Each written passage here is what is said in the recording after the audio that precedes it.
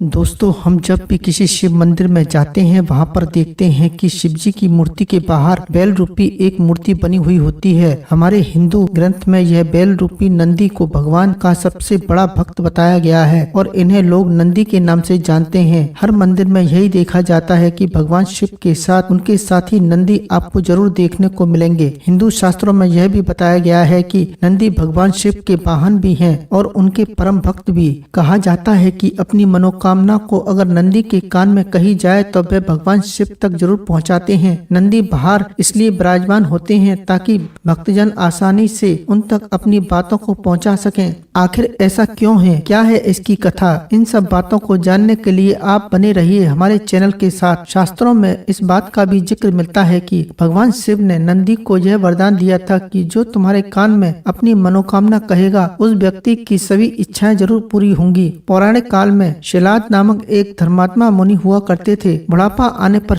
शिलाद मुनि को यह भय सताने लगा कि उनकी मृत्यु के बाद उनका वंश समाप्त हो जाएगा। तो एक दिन उन्होंने अपने पितरों के आदेश पर अयोनिज मृत्युहीन पुत्र की प्राप्ति के लिए देवराज इंद्र को कठोर तप कर प्रसन्न किया और वरदान देने को कहा कि आप मुझे वरदान में एक ऐसा पुत्र दीजिए जिसको मृत्यु छू भी ना सके। परंतु ऐसा पुत्र देने के लिए देवराज इंद्र ने असमर्थता जाहिर की तथा शिलाद मुनि से महादेव की तपस्या करने को कहा। फिर शिलाद मुनि ने जमकर भोले बाबा की तपस्या की ताकि उन्हें एक संतान की प्राप्ति हो और उनका वंश आगे चल पाए। भोलेनाथ ने उनकी तपस्या से प्रसन्न होकर उन्हें पुत्र रूपी में प्रकट होने को वरदान दिया। वरदान में श्रीनाथ ने बैल जैसा पुत्र मांगा। भोलेनाथ ने उनकी बात मान ली। कुछ समय बाद शिलाद मुनि को पुत्र प्राप्त हुआ जिसका नाम उन्होंने नंदी रख दिया। नंदी भगवान शिव के अनन्य भक्त तथा दिन रात भगवान शिव की सेवा तप किया करते थे। भगवान शंकर नंदी के तप से प्रसन्न हो गए और वरदान दिया कि नंदी तुम मृत्यु के भय से हमेशा के लिए मुक्त हो। मैं तुम्हें अजय अमर होने का वरदान देता हूँ। नंदी कैलाश पर्वत पर भगवान शिव के निरंतर सेवा और आराधना करते थे। कोई भी महादेव से मिलने आता तो पहले नंदी से मिलना अनिवार्य हो गया था। फिर एक दिन शिलाद महादेव के पास एक अजीब विडम्बना लेकर पहुँचे।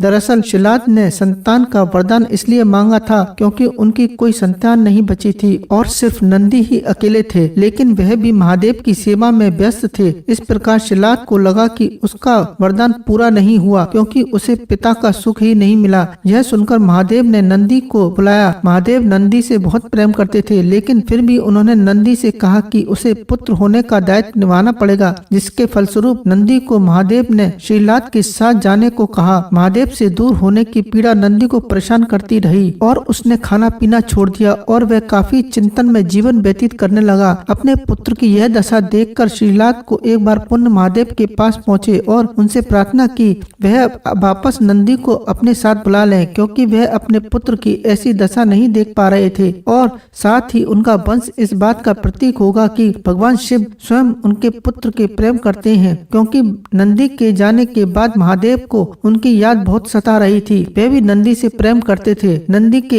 इस अतुल्य प्रेम को देखकर महादेव ने उसे वरदान दिया, अगर कोई भी प्रार्थना अगर महादेव तक पहुंचानी हो तो नंदी के कान में उसे बोल दिया जाए। यह प्रार्थना सीधे महादेव तक पहुंच जाएगी। यहाँ तक कि माता पार्वती ने भी भगवान शिव तक संदेश पहुंचाने के लिए नंदी के कान में ही बोला था। नंदी सदैव भगवान शिव के साथ ही रहते हैं। इसके बाद देवों के देव महादेव ने माता पार्वती की सहमति से सभी गणों गणेश और वेदों के समक्ष गणों के अधिपति के रूप में नंदी का अभिषेक कराया और बैल का रूप प्रदान करने को कहा। इस प्रकार नंदी बने नंदेश्वर। इस कथा से हमें यह पता चलता है कि महादेव अपने सच्चे भक्तों को कभी अकेला नहीं छोड़ते। महादेव ने ही नंदी को वरदान दिया था कि जहाँ उनका निवास हो वहाँ नंदी भी हमेशा विराजमान रहेंगे। इसलिए हर मंदिर में शिव के साथ नंदी भी विराजमान होते हैं। वीडियो को यहीं समाप्त करते हैं। दोस्तों, हमारी वीडियो अगर आपको पसंद आई हो तो हमारे चैनल को सब्सक्राइब करके ही जाएं। आपका दिन शुभ हो। शिव आपकी हर मनोकामनाएं पूरी करें। नमस्कार।